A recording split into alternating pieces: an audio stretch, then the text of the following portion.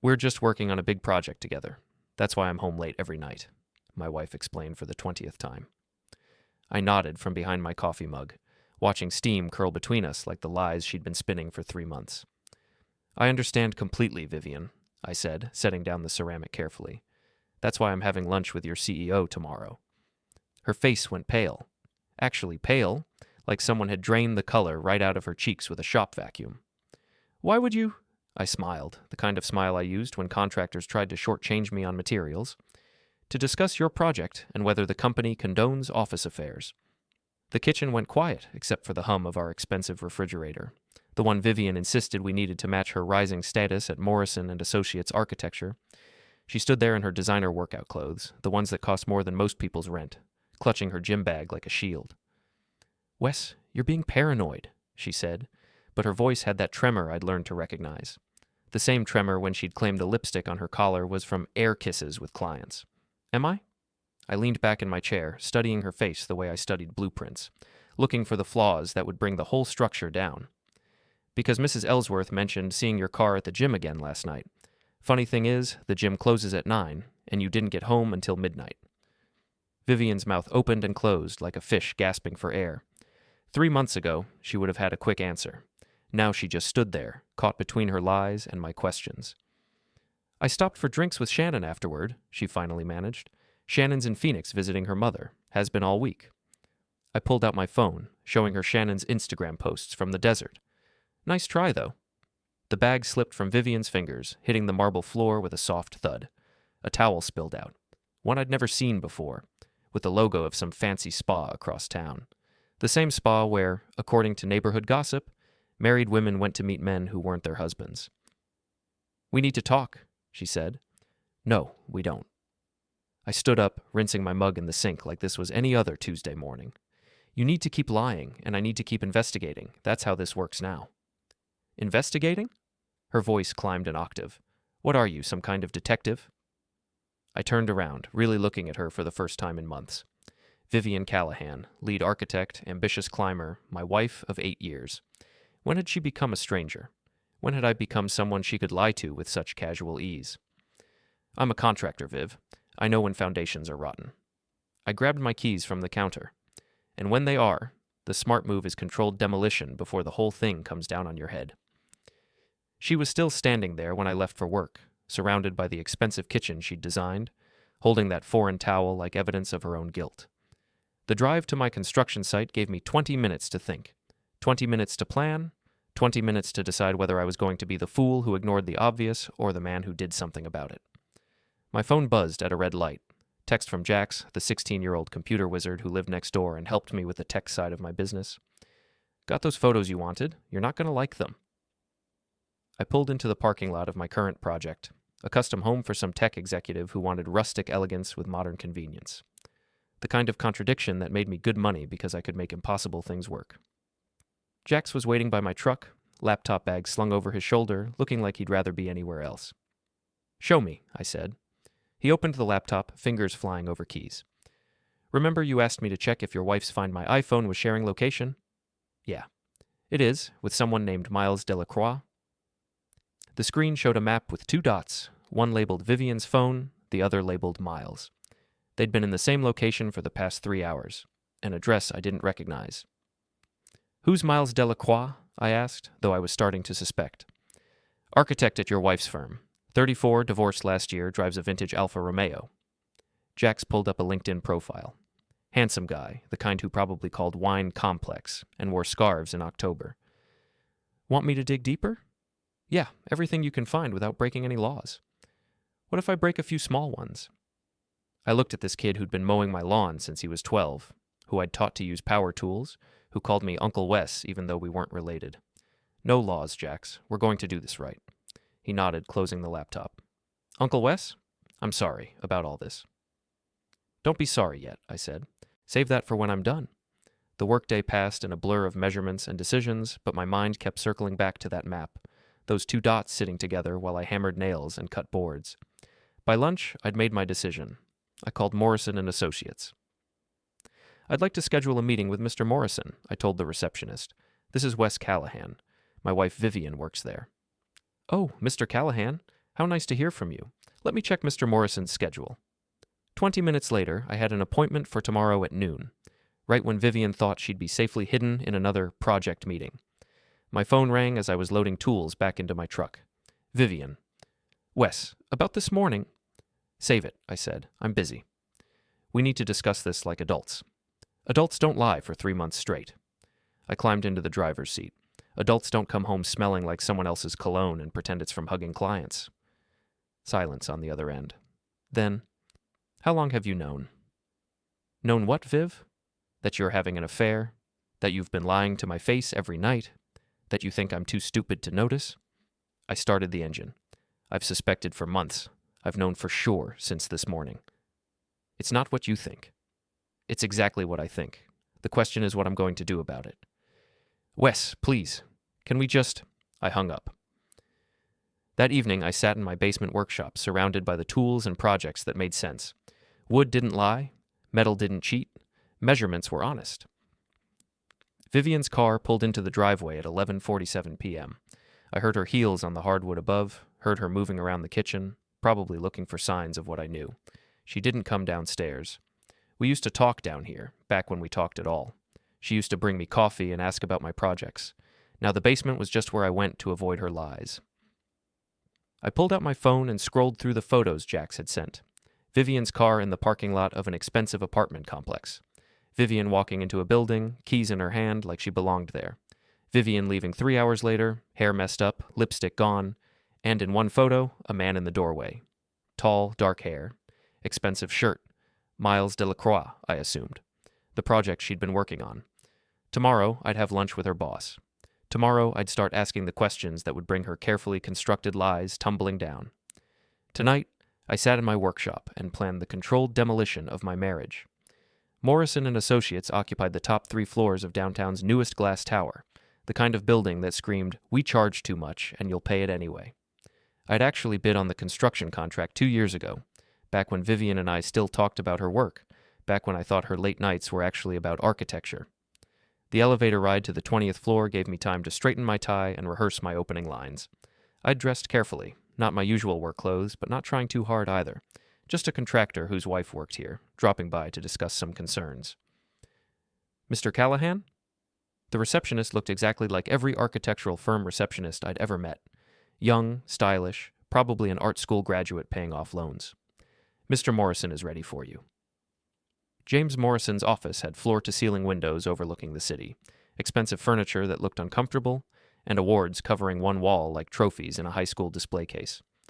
The man himself was older than I'd expected, maybe 60, with silver hair and the kind of handshake that said he'd built this firm from nothing. Wes, good to finally meet you. Vivian talks about you all the time. I bet she does, I thought. Probably tells you I'm too busy with my little construction projects to pay attention to her important work. Thanks for making time, Mr. Morrison. I know you're busy. Please, call me Jim. Coffee? Water? Coffee would be great. He poured from an expensive-looking machine, the kind that probably cost more than most people's monthly salary. So what brings you by? Vivian mentioned you might be interested in some of our commercial projects. Interesting. Vivian had been expecting this visit, had already laid groundwork. That meant she was either smarter than I'd given her credit for, or more desperate. Actually, I wanted to discuss Vivian's current project, the one that's been keeping her so busy lately. Morrison's face didn't change, but something shifted behind his eyes. Which project would that be? The one with Miles Delacroix? Big project, lots of late nights, very demanding client. I sipped the coffee, watching his reaction. I'm curious about the scope of work. As a contractor, I'm always interested in how the design phase impacts construction timelines. Miles Delacroix. Morrison leaned back in his chair, steepling his fingers. He's one of our junior associates. Talented, but relatively new to the firm. Junior associate? Vivian made it sound like he was leading the project. No. Vivian's the senior architect on most of our major accounts. Miles assists her, but she's definitely in charge. Morrison's frown deepened. What exactly has she told you about their work together? I set down my coffee cup, meeting his gaze directly. She's told me they're working on a big project that requires late nights, weekend meetings, and a lot of close collaboration. She's told me this project is crucial to her career advancement. She's told me Miles is an essential partner in making it successful. Mr. Callahan, Wes, I think there might be some confusion here. What kind of confusion? Morrison pulled up something on his computer, scrolling through what looked like project schedules. Vivian's current major project is the Riverside development, which she's managing alone. Miles is working on the Henderson office complex, completely separate timeline. They're not officially collaborating on anything that would require extensive after-hours work.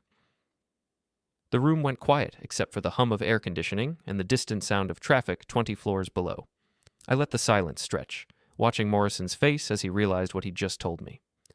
Of course, he continued carefully. Architects often consult with colleagues on challenging aspects of their projects. Informal collaboration is encouraged here. Informal collaboration. I repeated the phrase like I was testing how it tasted. The kind that happens in the office, or the kind that happens at Miles's apartment? Morrison's coffee cup stopped halfway to his lips. Excuse me? Jim, I'm going to be straight with you because I think you're a decent man running a respectable business. My wife has been having an affair with Miles Delacroix for at least 3 months. She's been using work as her cover story, claiming they're partners on some crucial project. Now you're telling me there is no project. Mr. Callahan, I think you should... I'm not here to cause trouble for your firm. I'm here to understand what's been happening under your roof during company time, possibly using company resources. I leaned forward. I'm also here to ask what Morrison and Associates' policy is regarding workplace relationships and whether the company condones employees lying to their spouses about the nature of their work. Morrison set down his cup with the careful precision of a man buying time to think. Our employee handbook clearly states that personal relationships between staff members must be disclosed to HR to avoid conflicts of interest. All employees sign an acknowledgement of this policy. Has Vivian disclosed her relationship with Miles? Not to my knowledge. Then we have a problem. Morrison stood up, walking to his windows, hands clasped behind his back. From here, you could see most of the city, including the neighborhood where Vivian and I had built our life together. What exactly are you asking me to do, Wes?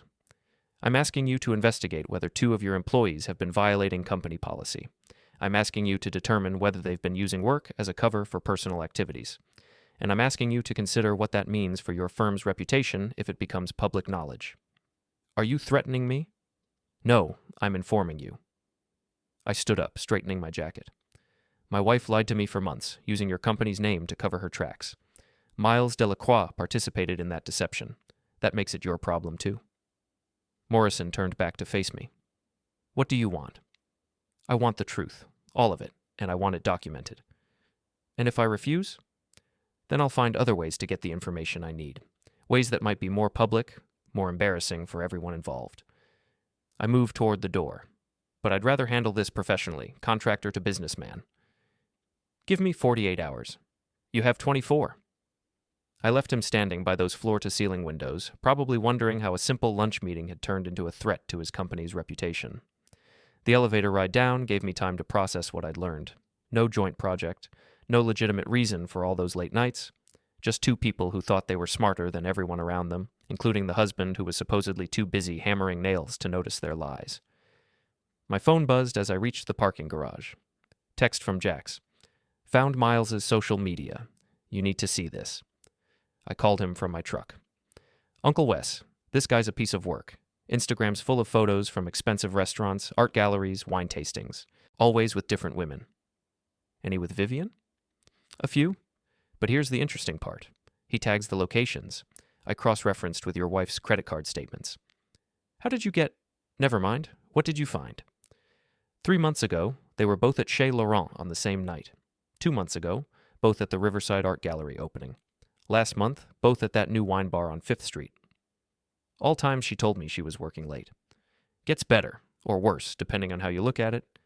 Miles posted a photo yesterday from his apartment balcony. You can see part of the parking lot. There's a car in the background that matches your wife's BMW. I closed my eyes, leaning back against the headrest. Evidence was piling up like lumber at a construction site, and I was the foreman trying to figure out what to build with it. Jax, I need you to do something else for me. Name it. Find out everything you can about Miles Delacroix's finances.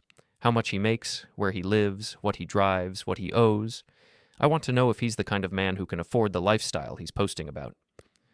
You thinking he's got other problems? I'm thinking people who lie about one thing usually lie about everything. That evening, I sat in my truck across the street from Miles's apartment complex, watching the windows on the 3rd floor. Vivian had texted that she'd be late again, another project crisis that required immediate attention. At 7:23 p.m., her BMW pulled into the visitor parking. At 7:31 p.m., lights came on in apartment 3B. At 11:47 p.m., the lights went out. At 12:15 a.m., Vivian walked to her car, checking her phone, probably making sure I wasn't calling. At 12:43 a.m., she pulled into our driveway, where I was waiting in the kitchen with a fresh cup of coffee and a folder full of photographs. Vivian froze in the doorway when she saw me sitting at the kitchen table, folder spread open like a case file. The photos were arranged in chronological order. Her car at Miles's apartment, the two of them entering restaurants together, timestamps that matched her working late excuses. "We need to talk," she said, setting down her purse with the careful movements of someone defusing a bomb. "Now we need to talk?" I didn't look up from the photos. Funny how that works. 3 months of lies, and now that I have evidence, suddenly you want honesty. She pulled out the chair across from me, the same chair where she'd eaten breakfast this morning while explaining about her big project. "How long have you been following me?" "I haven't been following you. I've been investigating you. There's a difference." I slid one of the photos across the table. "This is from 2 weeks ago. Chez Laurent, 8:30 p.m. You told me you were working late on client revisions?" Vivian stared at the photo without picking it up. In it, she was laughing at something Miles was saying. Wine glass in her hand, looking happier than she'd looked at home in months. "It's not what it looks like." "It's exactly what it looks like." I slid another photo across. "This one's from last week. Art gallery opening. You said you had a deadline crisis." "Wes, please, let me explain." "Explain what? How you've been lying to my face every night for 3 months. How you've been using your job as cover to have an affair. How you think I'm too stupid to notice." I leaned back in my chair. "Or maybe you want to explain how there is no big project with Miles Delacroix." Her face went white. "You talked to Morrison." "I had lunch with him today. Lovely conversation. He was very interested to learn that his senior architect and junior associate have been violating company policy." I gathered the photos back into a neat stack. He was even more interested to learn they've been using the firm's reputation to cover their personal activities. Vivian's hands were shaking now, just slightly, but enough that I could see the tremor in her fingers. "What did you tell him?" "The truth, something you might want to try sometime." "You had no right." "I had every right." The words came out louder than I'd intended, sharp enough to cut through her protests. "You made it my business when you decided to lie to me. You made it Morrison's business when you used his company as your alibi." She was crying now, but I'd seen these tears before. Strategic tears, designed to make me feel guilty for asking uncomfortable questions. They'd worked for months, making me doubt my suspicions, making me feel like the paranoid husband who couldn't trust his wife. Not anymore. "How long?" I asked. "Wes, how long, Vivian?" 4 months. Her voice was barely a whisper. "It started at the office Christmas party." 4 months. 4 months of lies, of coming home to kiss me hello with his taste still on her lips, of sitting across from me at dinner while planning her next meeting with him. "Are you in love with him?" She looked up at me then, really looked at me, and for a moment I saw something that might have been regret. "I don't know." "You don't know?" I stood up, pacing to the window that looked out on our backyard, the garden Vivian had designed, the life we'd built together. "You've been lying to me for 4 months, risking your career, risking our marriage, and you don't know if you love him." "It's complicated." "No, it's not." I turned back to face her. "You made a choice. Every night for 4 months, you chose him over me. You chose lies over truth. You chose whatever he gives you over whatever we had together. We can work through this. Couples counseling, therapy. Work through what? Your affair, or the fact that you think I'm gullible enough to believe your lies indefinitely?" She wiped her eyes, smearing mascara across her cheeks. "What do you want me to do?" "I want you to pack a bag and leave. Tonight. This is my house, too. This is the house we bought together when we were married to each other, not to other people." I sat back down, pulling out my phone. "I've already talked to a lawyer. You can stay at Shannon's or your sister's or Miles's apartment for all I care. But you're not staying here." "Wes, please, we can fix this." "Some things can't be fixed, Viv. Some things are just broken." I showed her my phone screen, where I'd pulled up the contact for Morrison and Associates. "Morrison's expecting a call from me tomorrow with my decision about whether to file a formal complaint with the company. What I tell him depends on how this conversation ends." She stared at the phone like it was a weapon pointed at her chest. "You'd destroy my career over this." "You destroyed your career over this. I'm just deciding whether to help you cover it up or let the consequences play out naturally. That's blackmail. That's accountability. Something you've been avoiding for 4 months. Vivian stood up slowly, like someone much older than her 38 years. If I leave tonight, what happens to us? There is no us. There hasn't been for months. You made sure of that. She nodded, more to herself than to me, and walked toward the stairs. I heard her moving around upstairs, opening drawers, closing closet doors, the sounds of a life being packed into suitcases. 20 minutes later, she came back downstairs with 2 bags and her laptop case. She looked around the kitchen like she was memorizing it, or maybe like she was seeing it for the first time. I'm sorry, she said. I know you are. Sorry you got caught. She flinched like I'd slapped her, but she didn't deny it. Where are you going? I asked. Shannon's back from Phoenix tomorrow. I'll stay at a hotel tonight. Not Miles's place? I think I need some space to figure things out. 4 months too late for that, but sure. She walked toward the door, then stopped. What are you going to tell people? The truth. You might want to try it sometime. After she left, I sat in the quiet kitchen, surrounded by the evidence of her deception and the silence of a marriage that had ended months ago without me realizing it. My phone buzzed. Text from Jax. Uncle Wes, you okay? Saw Mrs. Callahan leave with suitcases. I typed back. I'm fine. How's that research coming? Almost done. This Miles guy's got some interesting financial problems. Want me to come over? Tomorrow. Tonight I just want to sit here and process the fact that my wife thinks I'm an idiot. For what it's worth, she's the idiot. You're the smartest guy I know. I smiled for the first time in hours. Leave it to a 16-year-old to cut through the complexity and get to the heart of things. But as I sat there in my empty house, I realized something that surprised me. I wasn't devastated. I was angry. 4 months of lies. 4 months of being treated like I was too stupid to notice. 4 months of coming home to a woman who was planning her next deception while kissing me hello. Vivian thought this was over, that she could pack her bags and move on to whatever came next.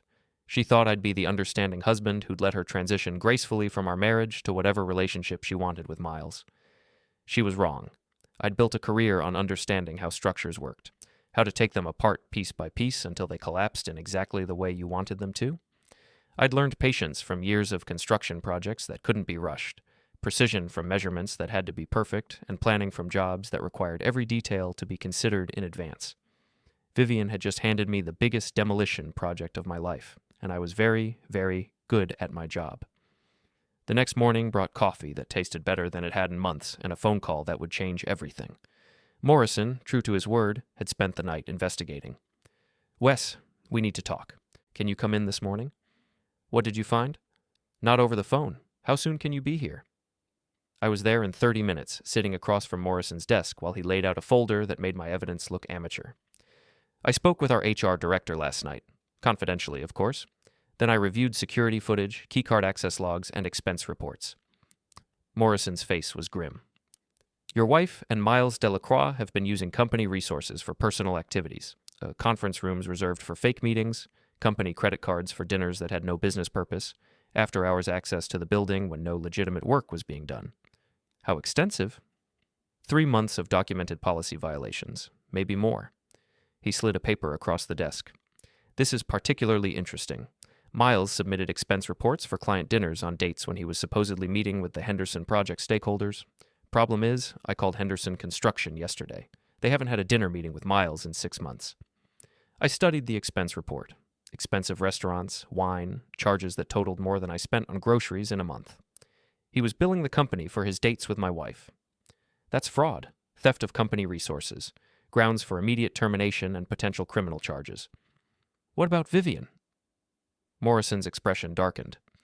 She approved several of those expense reports in her capacity as senior architect.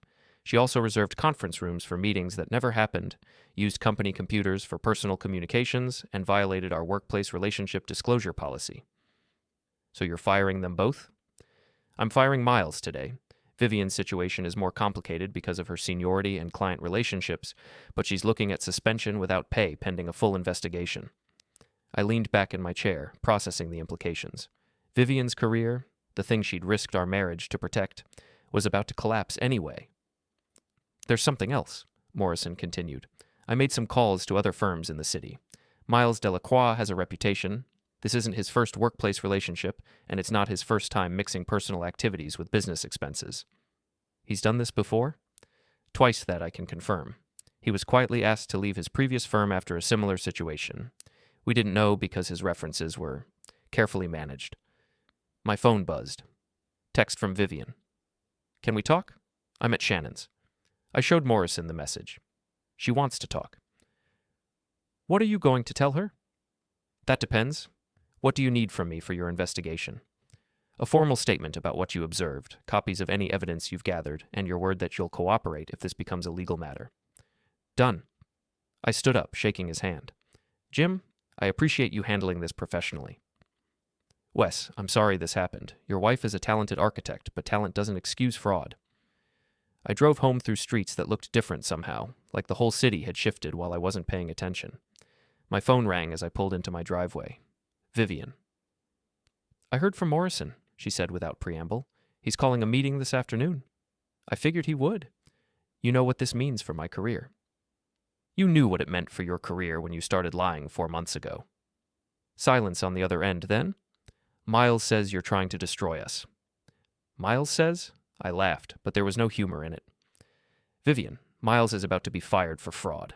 He billed the company for your dates, used corporate resources for personal activities, and lied on expense reports. He's not the victim here. That's not possible. Check with Morrison. He's got documentation going back 3 months. Another silence, longer this time. When she spoke again, her voice was smaller. I didn't know about the expense reports. But you approved some of them. You reserved conference rooms for fake meetings. You used company time and resources for your affair. I sat in my truck, looking at the house we'd shared, the life we'd built. You're not the victim either, Viv. What do you want from me?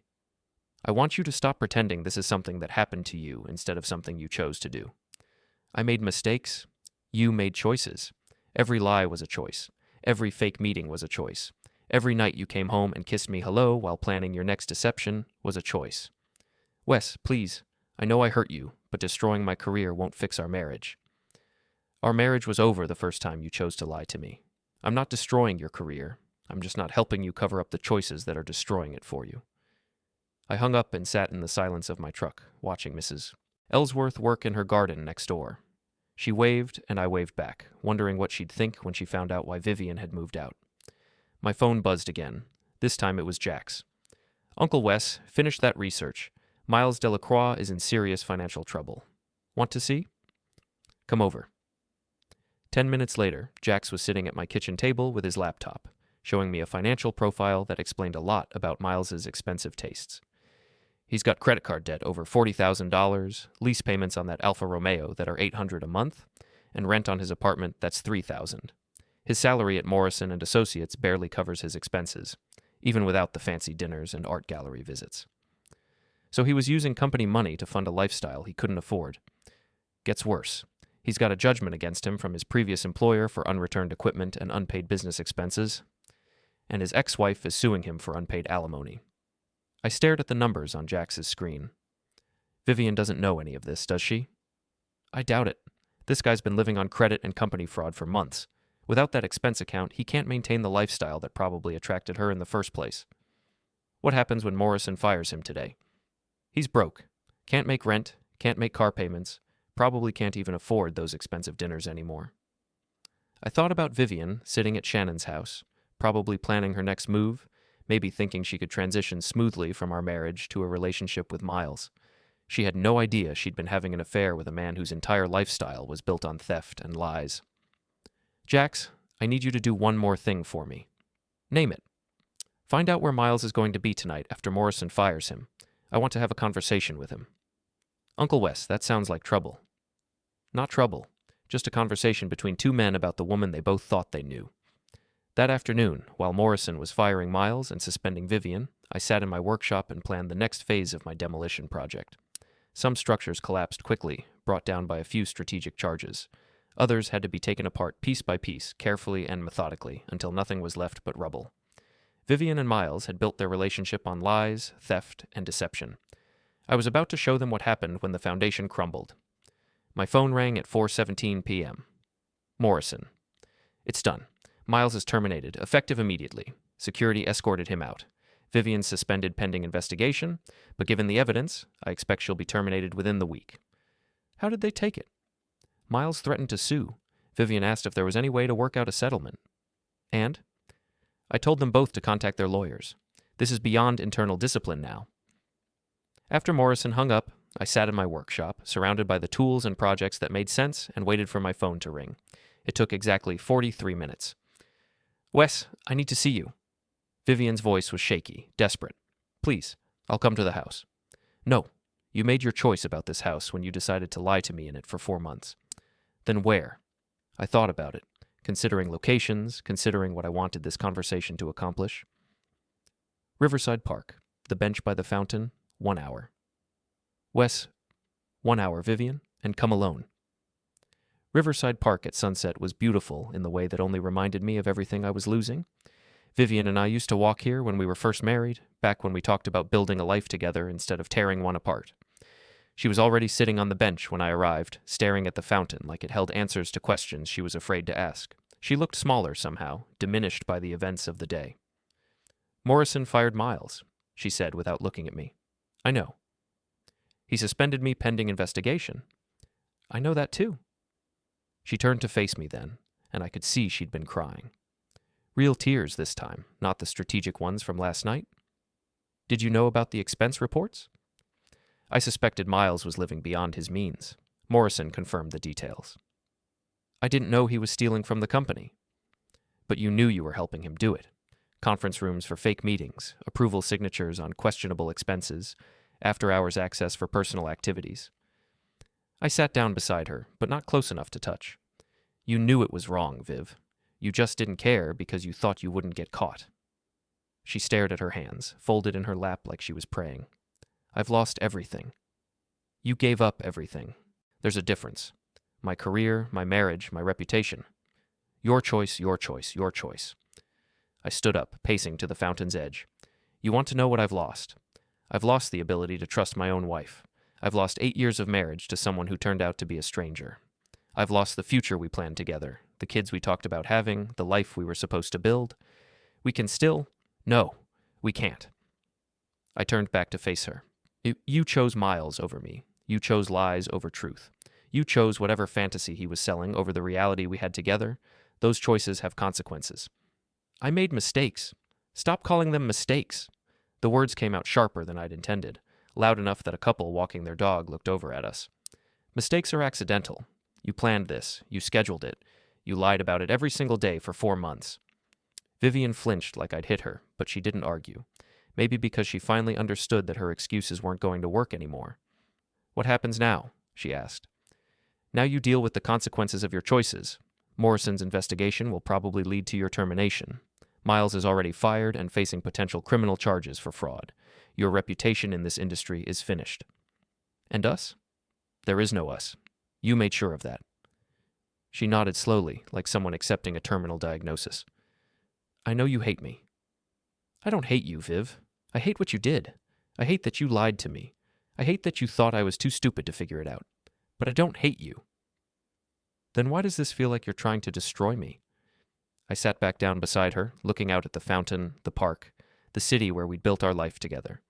Because you're finally seeing the real consequences of your choices instead of the fantasy version where everyone forgives you and moves on.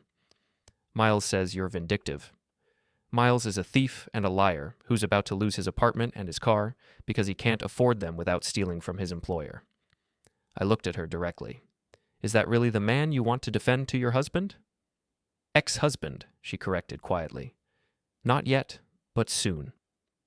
We sat in silence for a while, watching other couples walk through the park, people who were probably dealing with normal marriage problems like whose turn it was to do dishes or whether they could afford a vacation this year. Problems that seemed impossibly simple compared to the wreckage we were sitting in. I need to ask you something, I said finally. Okay. Was any of it real? Our marriage? The plans we made? The life we built together? She was quiet for so long, I thought she wasn't going to answer. When she finally spoke, her voice was barely audible. It was real for me, until it wasn't. When did it stop being real? I don't know. Gradually, I think. We got busy, started living parallel lives instead of a shared one. You had your construction projects, I had my architecture work. We stopped talking about anything that mattered. So you decided to have an affair instead of talking to me about it. I didn't decide anything. It just happened. No, Viv. Affairs don't just happen. They're a series of choices, each one taking you further away from your marriage and closer to betrayal. I stood up again, needing distance from her, from this conversation, from the wreckage of everything we'd built together. You chose to have drinks with Miles after work. You chose to meet him outside the office. You chose to lie to me about where you were and who you were with. You chose to sleep with him. Every step was a choice. You're right. The admission seemed to surprise her as much as it surprised me. I made all those choices. I told myself I deserved to be happy, that you wouldn't understand, that it wasn't really hurting anyone if you didn't know. But I did know. Maybe not the details, but I knew something was wrong. I knew you were lying to me. I knew you'd rather be somewhere else, with someone else. I'm sorry. I know you are. But sorry doesn't fix this. Sorry doesn't give me back 4 months of marriage to a woman who was planning her next lie every time she kissed me hello. My phone buzzed. Text from Jax. Miles is at Murphy's bar on 5th Street. Drinking alone, looks like he's been there a while. I showed Vivian the message. Your boyfriend's drowning his sorrows. He's not my boyfriend. What is he then? She thought about it. Really thought about it. Maybe for the first time since this whole thing started. I don't know. A mistake, I guess. A 4-month mistake that cost you your marriage and your career. When you put it like that, it sounds pretty stupid. It was stupid, Viv, but it was also cruel and selfish and dishonest. I started walking toward the parking lot. I'm going to talk to Miles. You should probably go back to Shannon's and figure out what you're going to do with the rest of your life. Wes, wait. I stopped but didn't turn around. I know this doesn't matter now, but I did love you. I still do, in whatever way I'm capable of. If that's true, then what you did to us is even worse than I thought. I left her sitting on that bench by the fountain, in the park where we used to walk when we were happy, when we trusted each other, when we thought we were building something that would last forever. Murphy's bar was exactly the kind of place where men went to drink away their problems, dim lighting, cheap beer, and bartenders who didn't ask questions. Miles was at the far end of the bar, still wearing his expensive shirt from his meeting with Morrison, but his tie was loose and his hair was messed up, like he'd been running his hands through it. I ordered a beer and sat down 2 stools away from him. Rough day? I asked. He looked over at me, and it took him a moment to recognize me. When he did, his face went pale. You. Me. I took a sip of my beer. Wesley Callahan, Vivian's husband. We should probably talk. Miles stared at me like I'd walked in carrying a warrant. His fingers tightened around the glass, knuckles pale, trying to look calm while his whole life slid off the bar stool. Whatever Vivian told you, he started. I didn't come for a fight, I said. I came to give you the only thing you never gave anyone, the truth. He scoffed. You got me fired. Happy? I didn't get you fired, I said. You billed your employer for your dates. You forged a project that didn't exist. You stole. You just finally met a room with cameras and a boss who reads reports. His jaw twitched. She knew what she was doing. She knew enough to lie, I said. Not enough to see you were broke. 40 grand in debt. A judgment. Alimony you don't pay. That Alfa Romeo isn't taste, Miles. It's a mask. His eyes flicked, just once, to the bar top, like he wanted to grab something sharp or heavy. Instead, he swallowed and tried another angle. You think you're some hero? She left because you made her miserable. I leaned closer, low enough that only he could hear. She didn't leave. I removed the cover. Big difference. I slid my phone onto the bar. One email draft already addressed. HR, compliance, and a couple of clients' names pulled from Morrison's directory. Subject line, misuse of company funds and facilities. Attachments, footage, logs, expense reports, dates, timestamps. Next to it, a second draft to a collections attorney Jax had found from the judgment record. A third to the leasing office of Miles's building. Miles went still. The swagger drained out of him like a bad drink. What do you want? He whispered. I want you to disappear from my life, I said. And I want you to understand something before you do. I tapped the phone once. You don't get to keep hurting people and then pretend it's romance. His voice cracked. You're threatening me. No, I said, standing. I'm offering you a choice you never offered anyone else. You walk away clean and quiet, or you wake up tomorrow and realize how fast a reputation collapses when the foundation is fraud. He stared at the screen like it was a gun. Then he looked up at me, defeated, and nodded once. I didn't wait for more. I left cash on the bar for my beer and walked out into the cold night air, where the city sounded normal again. Traffic, footsteps, distant laughter, like it didn't care about the ruins I just finished clearing. Vivian texted me as I got in my truck. Can we try counseling? Please. I deleted it. Then I opened my lawyer's message and replied with 2 words. File tomorrow. At a red light, I caught my reflection in the rearview mirror. Tired, hollow, steady, not broken, just awake. Back home, the house was silent without her.